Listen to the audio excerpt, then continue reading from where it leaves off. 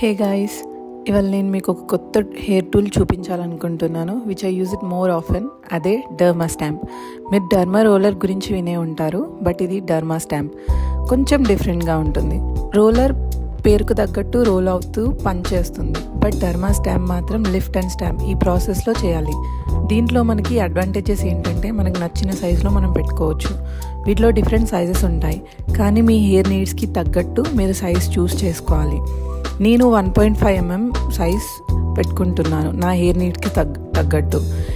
ఇక్కడ వీడియోలో మీకు నీడిల్స్ కనిపిస్తున్నాయి అనుకుంటున్నాను. మీకు థిన్నింగ్గా ఉన్న ఏరియాస్లో హెయిర్ పార్టీషన్ చేసుకొని 90 degreesలో హోల్ చేసి స్టాంప్ చేసుకోవడమే.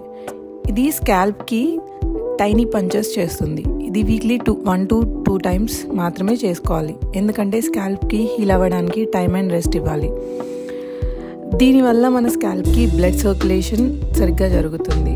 అండ్ మనం ఏదైతే ప్రోడక్ట్ దీంతో యూజ్ చేస్తామో లైక్ మినాక్సిడిల్ ఆర్ రోజ్మెరీ, నేను మాత్రం రోజ్మెరీ యూజ్ చేసుకున్నాను.